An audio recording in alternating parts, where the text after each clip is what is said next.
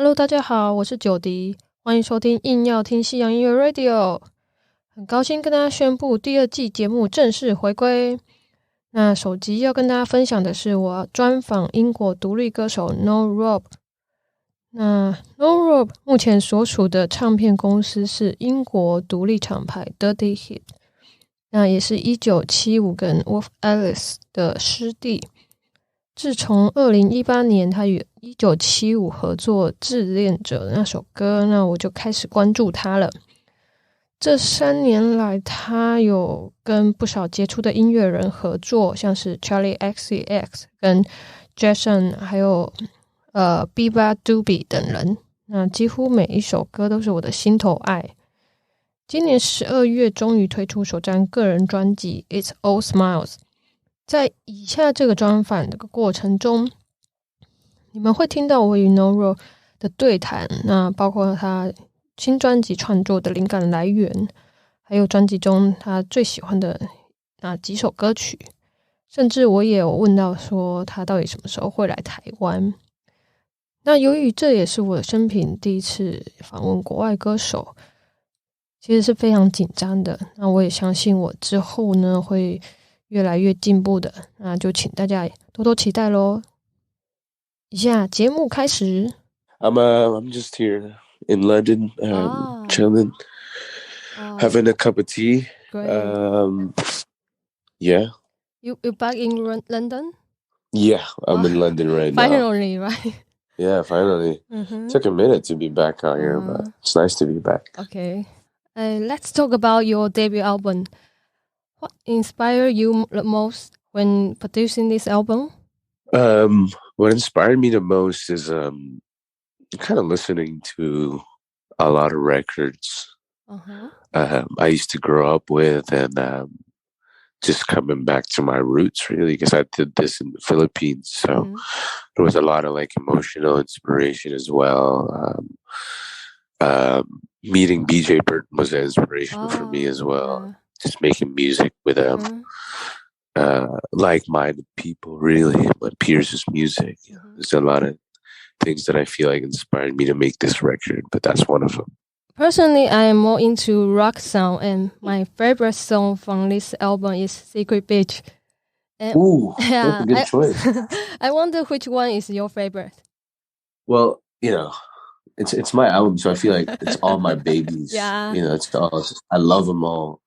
But right now it'll be, because I'd say 2 weeks ago, it was I Want You. It changes all the time. I'd say right now it's also Secret Beach and a song called Remember November. Oh, okay. So that one I really love. Those are my 2 favorites right now. Okay. A good choice on Secret Beach. Yeah. Because I really love that song. It's probably one of my top favorites. I'm really proud of what that song has become. Yeah, it's really my favorite. Okay. Thank you. Let's talk about the song I Want You. I can hear some distorted sound, and the ending is quite interesting. I was playing this song to my friend, and she was like, "Wait a minute, that ending? Is that usual?" You know, I wonder for the sound design on this track, is there a concept or something you had in mind?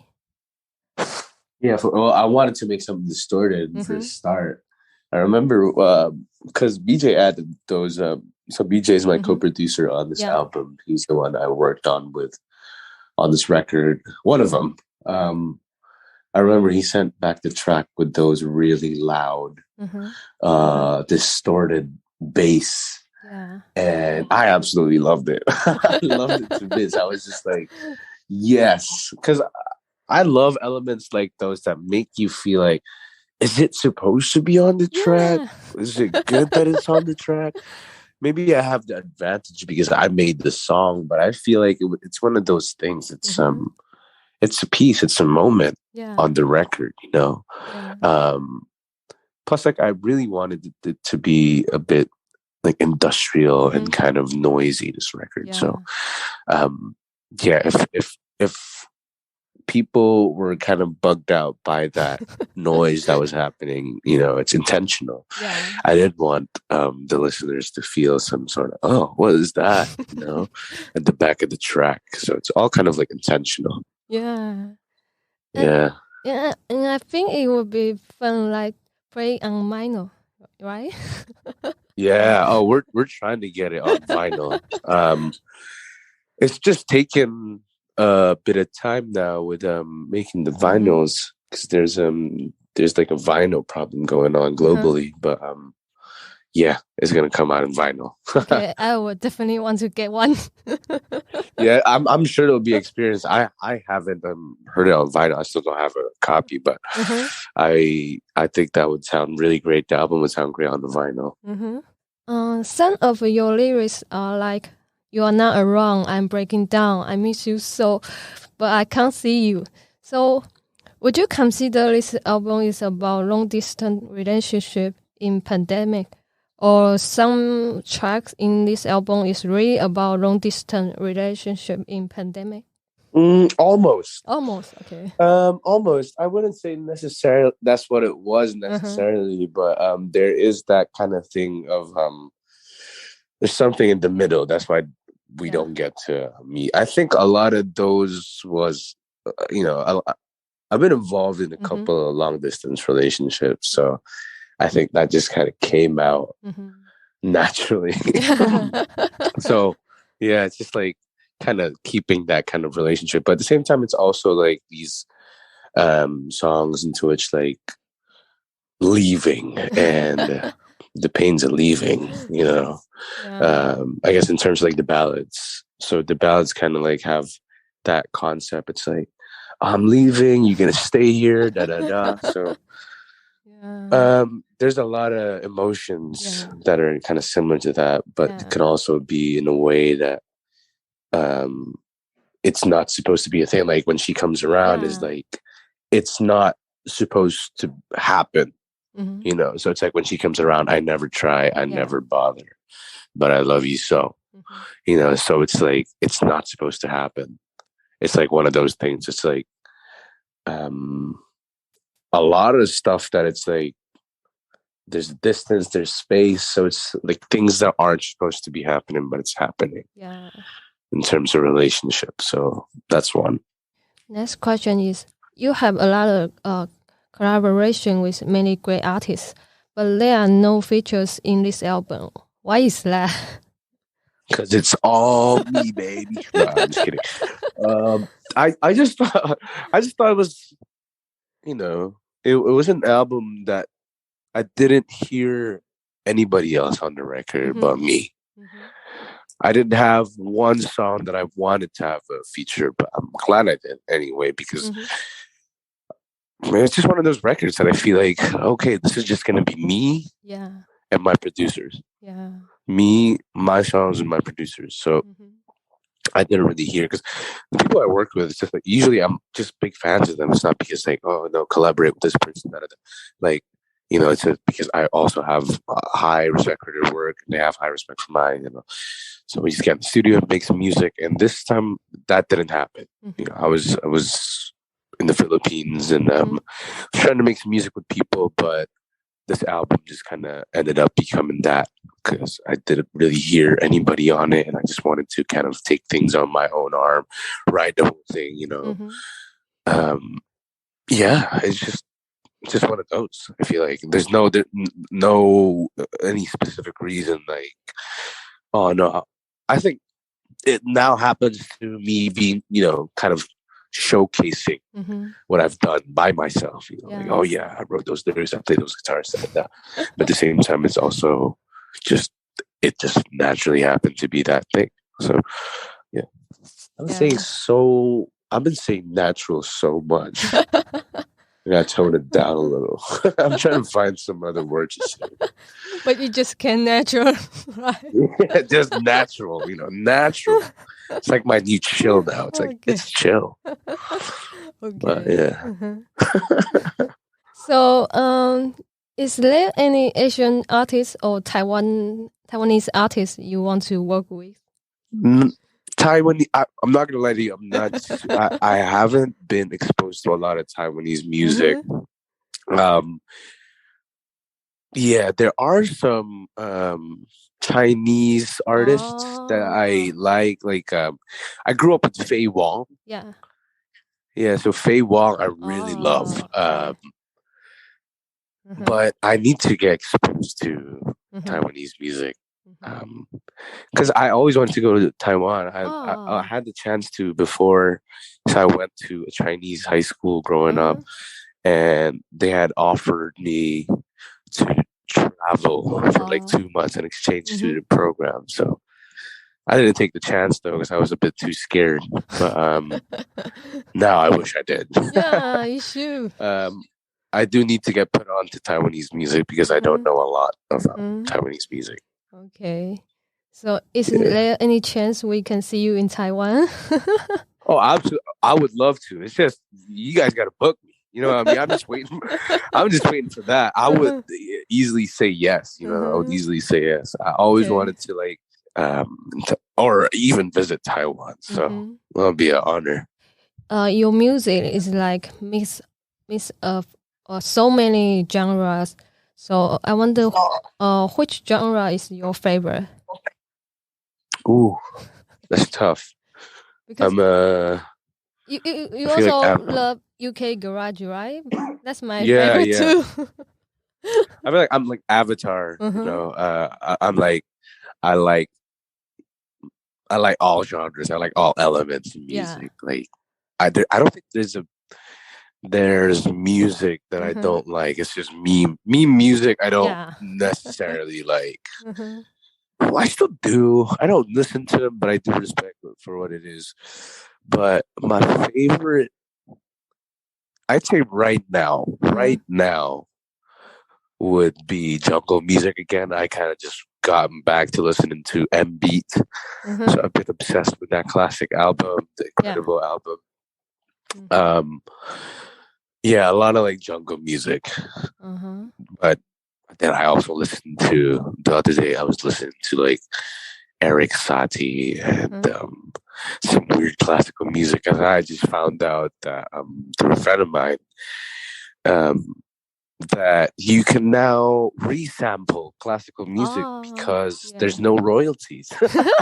You don't have to pay for sampling them because basically the copyright, you know, I think it's about say 60 years, 30 to 60 years, which means the copyright to that expires. So meaning the stuff that, you know, you could sample back and get away with it. Apparently, I don't know. I haven't tried.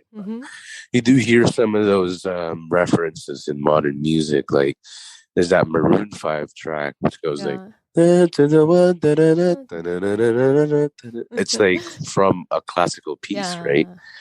So yeah, I've been getting into a lot of classical as well. So jungle and classical music. Oh, what a weird pair! But yeah, that's kind of like me. I'm looking forward to your new music. Is mixed up with jungle and classical music and jungle. Hey, who know? You know, somebody might be listening to this, you know, at some point, and then they may end up making that stuff and it sound fire. Who knows? I would definitely want to listen to I would listen to that. I would listen to that. Okay. I mean, they're already kind of doing the same thing with like, if you hear like UK drill music, so it's like a hip hop sound here in the UK. Some of them like sample classical music, and they are pretty good to me. So I don't think jungle and classical is a crazy combo. I think it might sound well. Okay. Because of that, I might actually make something soon. Please do. Okay. The tone you are using is Everton Live, right? Yes. And I wonder, what is your go-to plugin? Go-to plugins. PTEQ. So it's like a low-end cutter. So it's one of those EQ plugins. I love it because I can cut off my lows seamlessly. Yeah. So that's one thing. And also operator. I enjoy, because I've been dabbling on like analog equipment. So operator, if you know what operator is, it's like this built a stock instrument on Ableton in which you can kind of make sounds off of it. Yeah. Right? Like it's like they give you this like initial patch, this like canvas, and then you kind of just like work your way around editing the synth, making it sound like what you want it to sound like. So it's one of those. I've made a lot of instruments on the operator. Yeah. I enjoy that. Yeah. Yeah. And it's simpler. I say those are my top three. Yeah. Simpler. Yeah. Yeah. Because I also use Ableton Live. It's great, right? Yeah. It's just like, it's such a great software. The capabilities are endless. Yeah, and it's amazing because you put a lot of different stuff put into together, and they sound great. So, thank you. How do you know what to choose? For example, like the sound mix up with other sound. How do you decide? Like, because sometimes if you don't do it well, you will like sounds very odd. Yeah. I know what you mean. Yeah. It's definitely, I feel like there's a lot of ways to look at like kind of mixing and matching music. I say sometimes it'll be the chord structure, because know this, but sometimes the artists were inspired by like some kind of other genre, and that's how they came about with those chords that they put it in this genre. So sometimes it's kind of the same way. It's like you hear those chords that were inspired from that kind of chords, and like, okay, what if I do this? Then like at the same time, kind of like listening to people's as remixes. I love that before. Yeah, I used to, because it gives this kind of different interpretation to the song, and I look at it as in a way, this can be a thing. You hear one of those like really good remixes, and you're like, oh my God, you could actually take this direction to, to this one and that one, So that's the one for me. Like, I feel like there's, I get inspired from that kind of stuff. And also like DJing. I feel like DJing growing up before, you had to know which ones to put on, and if you wanted to switch it up a little bit, you know what I mean? So I got inspired from that. It's kind of like, okay, so if I'm hopping from rock to like this kind of genre, like going into like hip hop, how do I do that? Which tracks do I put on? What track do I put on next? And then, I come to the studio, I'm like thinking, I could mend both of those, like have some kind of hip hop drums on heavy, Deftone guitars, and make some kind of trip hop that's not really trip hop, it's like Secret Beach was kind of like that. I had some chords that was lying around, and they reminded me heavily of Deftones because I loved them growing up. And then listening to like a lot of New Job Best and DJ Shadow before making, getting into studio. So it was that kind of thing. It's like I had those guitar chords, and I'm like, okay, what if it was these kind of drums? What if the beat was like this? What if it had some vocal chops behind? So it's that kind of stuff. I think the final question is, can you say something to Taiwanese fans? Book me so I can go there. Yeah, but fair enough. Thank you for the support, really. So it means a lot to me that my music is, coming across to Taiwan. And I would love to be able to travel there at some point and play a show and meet my listeners.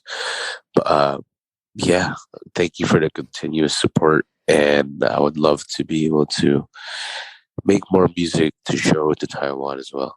So thank you, Ro. Thank you. Nice talking to you. Okay. Nice talking to you too. Okay, thanks for having me. Bye. Okay, bye-bye.